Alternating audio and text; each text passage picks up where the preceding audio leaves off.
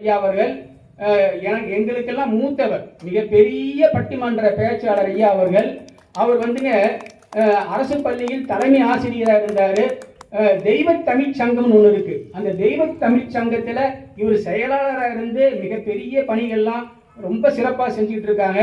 ஐயா எனக்கு அண்ணன் மாதிரி, எனக்கு மூத்தவர், ரொம்ப சிறந்த பேச்சாளர். இவங்கெல்லாம் நடுவராக இருக்கிறவங்க. நான் கூப்பிட்டதுக்காக எனக்காக நான் இவர் நடுவராக இருக்க வேண்டியவங்க. அதை விட்டுட்டு இங்கே வந்திருக்காங்கன்னா எனக்கு அன்பின் காரணமாக தான். ஐயா ரொம்ப சிறப்பாக பேசுவாங்க. வாங்க ஐயா.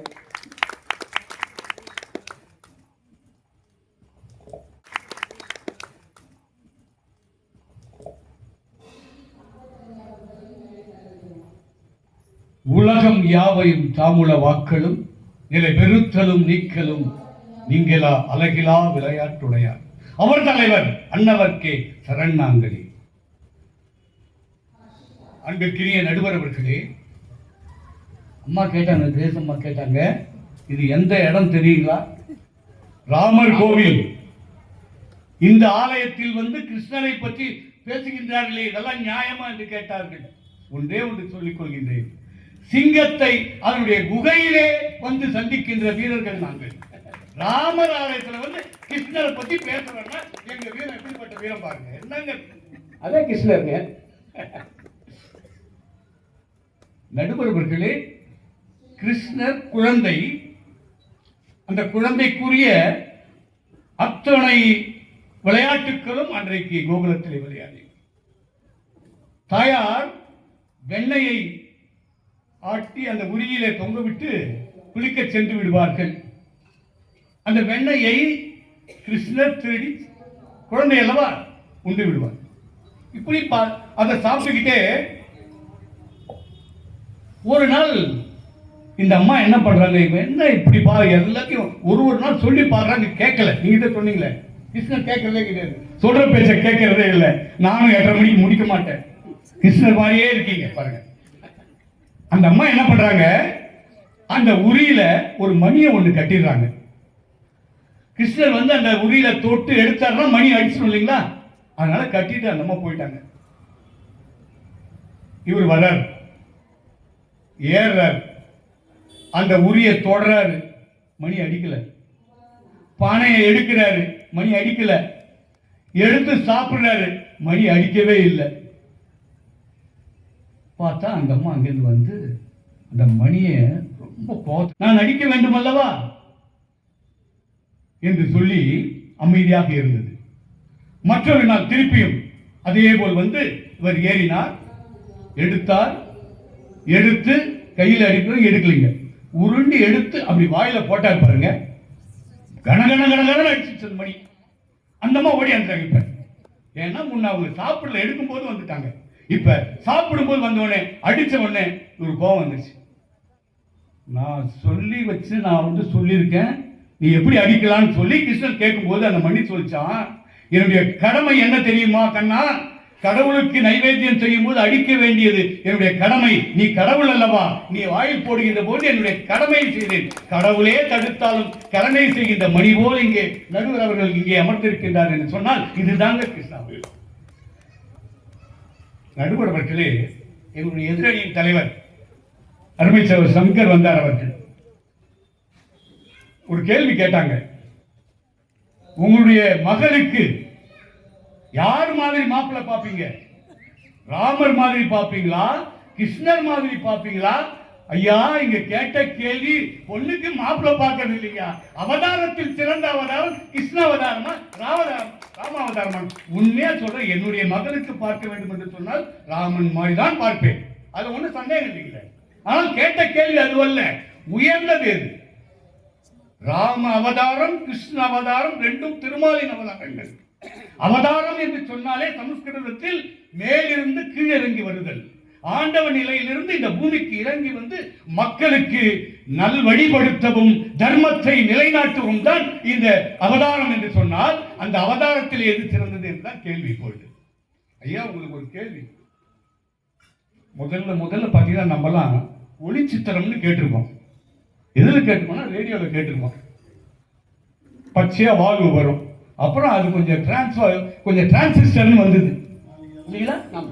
அதுக்கப்புறம் ரெக்கார்ட் பிளேயர் வந்தது, பாட்டெல்லாம் கேட்போம், நிறைய கேட்போம். அதுக்கப்புறம் பிளாக் அண்ட் ஒயிட் டிவி வந்ததுங்க. அதுக்கப்புறம் பார்த்தீங்கன்னா கலர் டிவி வந்தது. இப்போ லேட்டஸ்டா யூடியூப் எல்லாம் போட்டு அதுல எல்லாமே பார்க்கக்கூடிய அளவுக்கு டிவி வந்துருச்சுங்க, கலர் டிவி. நான் உங்களை ஒண்ணே ஒன்று கேட்கிறேன், அந்த ரேடியோ உயர்ந்ததா இப்ப பார்க்கிற கலர் டிவி உயர்ந்ததா? டிரான்சிஸ்டர் ரேடியோ எப்படி பரிணாம வளர்ச்சி அடைந்து இன்றைக்கு கலர் தொலைக்காட்சி, வண்ண தொலைக்காட்சி மூலமாக அனைத்தையும் விரல் நுனியிலே கொண்டு வருகின்ற வீட்டுக்கு, அதுபோன்று 10 அவதாரங்களில் ஏன் இந்த 2 அவதாரம் எடுத்தீங்க? ஏன் மச்ச அவதாரம், ஏன் வராக அவதாரத்தை எடுக்கவில்லை? ஏன் இந்த 2 அவதாரத்தை எடுத்தீங்க? கொடுக்க வேண்டியதானே? மச்ச அவதாரமா அல்லது ராம அவதாரமா கொடுக்க வேண்டியதானே? ஏன் கொடுக்கவில்லைங்க? இது சிந்திச்சு பார்க்கணும். ஏன் என்று சொன்னால் இந்த அவதாரம் என்பது மச்ச அவதாரம், கூர்ம அவதாரம், வராக அவதாரம், நரசிம்ம அவதாரம், பரசுராம அவதாரம், அடுத்தது ராம அவதாரம், கிருஷ்ண அவதாரம். இப்படி இந்த அவதார நிலையை பார்த்தால் உங்களுக்கு தெரியும், மீனில் அந்த நீரில் மட்டும் வாழக்கூடியது மீன் அல்லவா? அதற்கு பிறகு கூர்மம், நீரிலும் நிலத்திலும். அடுத்தது வராகம், வெறும் நிலத்தில். அடுத்தது வாமன அவதாரம், மனுஷனுடைய முதல் வளர்ச்சி, குள்ளமா வாமனர். அடுத்தது பாருங்க பரசுராமர், காட்டு ஒரு போர் வீரனுக்குரியது. இப்படி பண்பட்ட நிலை வளர்ந்து ராமனுக்கு பிறகு உயர்ந்த நிலையிலே கடவுளாகவே அவதரித்த அவதாரம் தான் கிருஷ்ண அவதாரம் என்று சொன்னால் எது உயர்ந்தது? இதை கொண்டு நீங்கள் தீர்ப்பு சொல்லலாம். சொல்லிட்டாங்க, கிளீனா அதிலே வச்சுட்டாங்க. 10 அவதாரத்துடைய அதுதாங்க பரிணாம வளர்ச்சி. இந்த பரிணாம வளர்ச்சியுடைய தத்துவம் தான் இங்க. எனவே ராம அவதாரம் ஏன் சொன்னீங்கன்னா, இவங்க கேட்டாங்க போர் பாத்தீங்களா, யார் ஹீரோ, சைடு ஹீரோட்டாங்க. நான் ஒண்ணு உங்களை கேட்கிறேன், போர் யார் புரிந்தது? ராவணனோடு போர்க்களத்திலே போர் புரிந்தது யார்? நாங்க ஹீரோ தாங்க, ராமன் நாங்க ஒத்துக்கிறோம் உண்மையிலே. ஏன்னா வெய்யோனொலி தன்மேனியில் விரிசோதியில் மறைய பொய்யோவனும் இடையானொடும் இடையானொடும் போனான் மையோ மரகதமோ மறிகடலோ ஐயோ இவன் வடிவென்பதோ அழியா அழகுடையான். அந்த இடத்துல வார்த்தையை போட முடியல ராமனால, அவ்வளோ அழகுடையவன். ஹீரோ தான் ஒத்துக்கிறோம், ராமன் ஹீரோ தான். ஆனால் நீங்க கேட்டீங்க பாருங்க, நேருக்கு நேர் சண்டை, அவரே போய் வில் போட்டாருன்னு. நான் இப்ப ஒரே ஒரு கேள்வி கேட்கிறேன், இப்ப போர் நடக்குது, ட்ரம்ப் வந்து நேரடியா ஈரான்ல வந்து குண்டு போடுறாருங்களா? அங்க உட்கார்ந்துட்டு ஆர்டர் போடுறாரு பாருங்க. ட்ரம்ப் பெரியவரா, இங்க போர் முனையில் இருக்கக்கூடிய ஒரு போர் வீரன் முக்கியமா? யாரும் சொல்லுங்க, யாரு ஹீரோ இல்ல? அப்ப அங்க இருந்த ரிமோட் பட்டன்ல உட்கார்ந்து அந்த ஆர்டரை போடுறாரு பார்த்தீங்களா, ஆணையை போடுறாரு பாருங்க, அவர் தானே பெரிய ஆளு. அதேதான் இங்க நாங்க சொல்றோம், இங்கே கிருஷ்ண பரமாத்மா கிருஷ்ணன் இங்கே இருந்து கொண்டு அத்தனையும் இயக்குகின்றார் என்று சொன்னால் அவர் தான் உயர்ந்த அவதாரம். இன்னொன்னு, இன்னைக்கு இந்து மதத்தினுடைய புனித நூலாக எதுங்க சொல்றோம், என்ன கீதை பாருங்க, பகவத்கீதை. ராமன் கீதை இருக்குங்களா? ராமன் கீதை கண்ணதாசன் ஒரே வரியில ராமாயணத்தை முடிச்சிட்டாருங்க. கேட்டாங்க இல்லைங்களா, என்ன இந்த கதை ஒரே ஒரு வரியில முடிச்சிட்டாரு. ஏன்னா அவங்க சொன்னாங்க, மாறி மாறி கிருஷ்ணன் மாறி மாறி நடந்துக்கிட்டாரு எல்லாம் சொன்னாருங்க. கோடு போட்டு நிற்க சொன்னால் சீதை நிற்கவில்லையே, சீதை எங்கு நின்றிருந்தால் ராமன் கதை இல்லையே, முடிவு போச்சு ஒரே வரி. அன்னைக்கு அந்த அம்மாவே மாறி நடந்துட்டாங்களே, இவர் எங்க விட்டுட்டு போனோம்? விட்டுட்டு போய் காணும்ட்டு அதுக்கப்புறம் போய் இவரு போய் சண்டை போட்டு இதெல்லாம் எதுக்காக? அந்த ஒரு பாருங்க, சீதையும் கேட்கல, இவரும் கேட்கல, யாருமே அங்க கேட்கல. ஆனால் நீங்க கிருஷ்ண பரமாத்மா சொல்றீங்க, பகவத்கீதை உங்களுக்கு தெரியும். அதாவது இங்கே இங்கே அமர்ந்திருக்கக்கூடிய அத்தனை பேரும் கண்ணனுடைய அம்சம் பொருந்தியவர்கள் நீங்கள். அதான் கிருஷ்ணன் சொல்றான், அனைவரும் நீங்கள் கிருஷ்ணன் தான். அதனால்தான் சொல்றான், அர்ஜுனனுக்கு போர் புரிய மறுக்கும் பொழுது அங்க போர்க்காலத்தில் சொல்கின்றார், அர்ஜுனா எல்லாம் நான் தான், எல்லாம் நான் தான் என்று சொல்லி புரிய வைக்கின்றார். அதுலேயே இன்னொரு கீதை வருது இல்லையா, இது நிறைய பேருக்கு தெரியாது. எங்க அம்மா அருமையா சொன்னாங்க, அவங்களுக்கு அடுத்த முறை இந்த ராமருக்கு ஒரு கதா காட்சி தனியே கொடுக்குறாங்க, அவ்வளோ அருமையா அத்தனை பாயிண்ட் சொன்னாங்க. இன்னொரு கீதை வருகிறது, எங்கன்னு சொல்ற பாருங்க, ஒண்ணு மட்டும் சொல்லி முடிச்சிருங்க. ராமனுக்கு எப்படி லக்ஷ்மணன் உடனே இருந்தாரோ அதே ஒரு பாத்திரம், உத்தமன் என்ற பாத்திரம். அங்கே கண்ணனுக்கு கிருஷ்ண பரமாத்மாவுக்கு உற்ற நண்பன், சேவகன், பக்தன், அதே நேரத்தில் அவருடைய சிற்றப்பா மகன். வாசுதேவருடைய சகோதரர் தேவபகாருடைய மகன் தான் உத்தவன். அவர் கூடியே இருந்து எப்படி லட்சுமணன் இருந்தாலும் அதே மாதிரி அந்த கேரக்டர் வாங்க. இவர் முடிஞ்சு வைகுண்டம் போறார், அவதாரம் முடிஞ்சு போறார். அந்த இடத்துல எல்லாருக்கும் பரிசு வாரி வாரி வழங்குறார் கண்ணன். எல்லாரும் வந்து லைன்ல இருந்து வாங்கிட்டு போறாங்க. ஆனால் உத்தவன் மட்டும் தனியா உட்கார்ந்து கிருஷ்ணன் பாக்குறாரு, கூப்பிடுறாரு, இங்க வாப்பா உத்தவா, இங்க வா. எல்லாரும் வாங்கிட்டு போறாங்க, நீ மட்டும் ஏன் உட்கார்ந்துட்டு இருக்க? உனக்கு அருகிலே இருந்து இந்த ஆயுள் முழுவதும் நான் சேவை செய்தேனே, இதை விட பெரிய பரிசு வேண்டுமா எனக்கு? ஆண்டவனுடனே இருந்து நான் சேவை செய்கின்ற வாய்ப்பை எனக்கு கொடுத்தாயே, இதை விட எனக்கு வேறு ஒன்றும் வேண்டாம். ஆனால் கண்ணா, எனக்கு கொஞ்சம் சந்தேகம் இருக்கு. இந்த சந்தேகத்தை மட்டும் எனக்கு தீர்த்துடு, எனக்கு சரியாயிடும். இவங்க சொன்னாங்க, அதை சொன்னாங்க, அம்மா சொன்னாங்க நிறையா. அதை 3 கேள்வியில கேட்கிறாங்க. உத்தவன் வந்து 3 கேள்வி கேட்கிறாரு. ஒண்ணு, உன்னுடைய ரொம்ப மிக நெருங்கிய நண்பன் குசேலன் எதுக்கு அவருக்கு சாப்பாட்டுக்கு கூட வறுமை, ஏன் பஞ்சம் வந்தது, நீ ஏன் தீர்க்கவில்லை? 2வது, திரௌபதி யாரு? மிக நெருங்கிய தோழி அல்லவா? ஏன் என ஒரு பெண்ணை நம்முடைய மரபுப்படி, நம்முடைய பண்பாடுபடி அடுத்த ஆடவன் தொட்டாலே கெட்டு போச்சு, முடிஞ்சு போச்சுங்க. அந்த பெண்மை இழந்துடுறான், அங்கே மானம் போயிடுது. அப்ப அடுத்தவன் முடியை பிடித்து இழுத்து செல்கின்ற வரை கண்ணா நீ எங்க போன? மானம் போச்சே. அதுக்கப்புறம் நீ 1000 மீட்டர் கொடுக்கலாம், சேலை கொடுக்கலாம், அது வேற விஷயம். மானம் போயிடுச்சே, எங்க போன? அதே போல் நீ நினைத்திருந்தால் கூட இருந்து அவங்களுக்கு அந்த சூதாட்டத்தில் வெற்றி பெற வைத்திருக்கலாமே. கடவுள் தானே, நீ எங்க போன, நீ ஏன் செய்யல என்று சொல்லுகின்ற பொழுது இதுதாங்க வாழ்க்கையினுடைய தத்துவம். ராமன் தான் மட்டும் வாழ்ந்து தனியாக சென்று விட்டார், நல்லவர் தான், இல்லைன்னு சொல்ல. ஆனால் கிருஷ்ணன் நாம் வாழ கற்றுக் கொடுத்த ஒரு கடவுளாக இங்கே இறங்கி வந்து நாம் எப்படி வாழ வேண்டும் என்று சொல்லிக் கொடுக்கிறார். எந்த அவதாரம்? அப்ப அவர் சொல்றாரு, வேற ஒண்ணும் இல்லை. அங்க சுதாமா சொல்லுவாங்க, சுதாமாவும் கண்ணனும் கோகுல அங்க இதுல இருக்கும்போது, முனிவர்கிட்ட இருக்கும்போது காட்டுக்கு போய் அந்த சமைத்து பருக்கத்துக்கு போகும்போது எல்லாருக்கும் சாப்பாடு கட்டி கொடுப்பாங்க.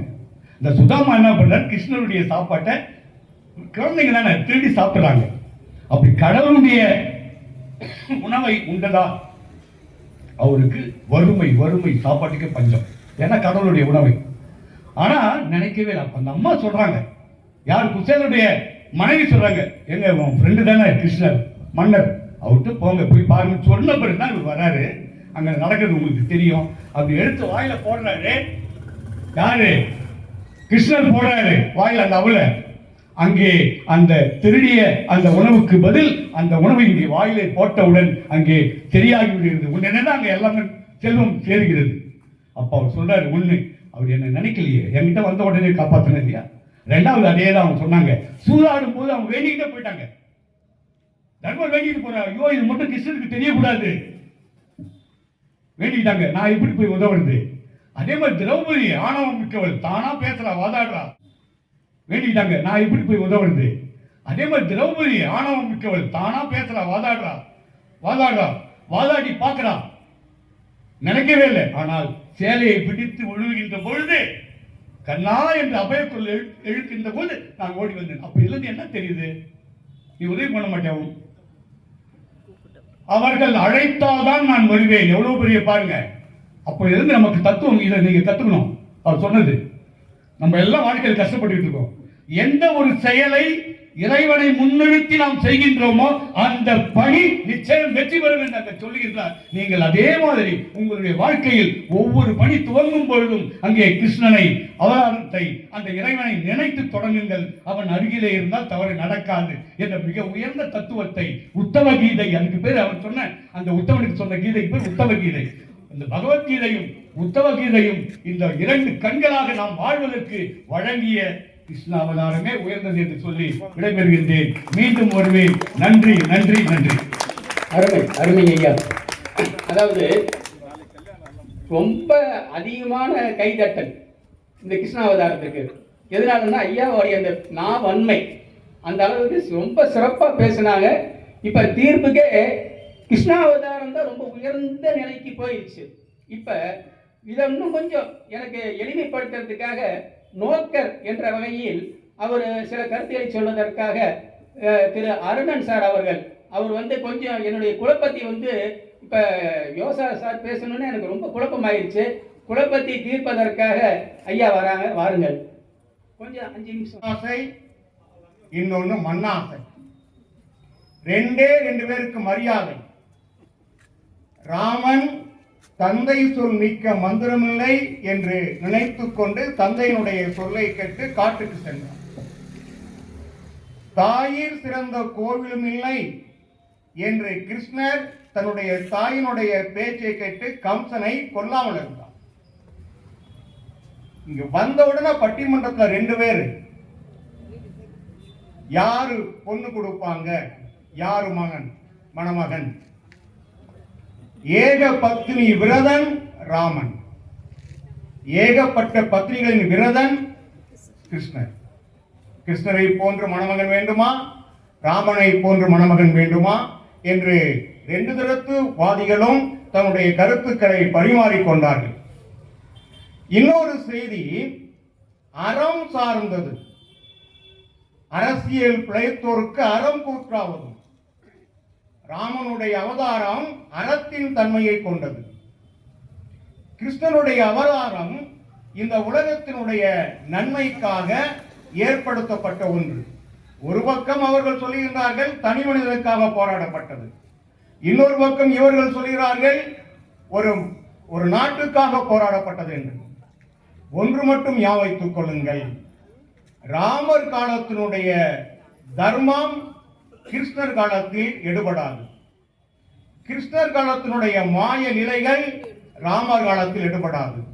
எனவே அந்தந்த காலத்தில் ராமரும் கிருஷ்ணரும் தன்னுடைய அவதாரங்கள் மூலமாக மக்களுக்கு நல்ல கருத்துக்களை சொல்லியிருக்கின்றார்கள் என்று கூறி, நோக்கர்கள் சார்பாக உங்களின் சார்பாக 2 தெய்வங்களையும் வணங்குவதே சிறப்பு என்று நான் கூறி செல்கின்றேன். நன்றி, வணக்கம். இனி நடுவருடைய தீர்ப்பு.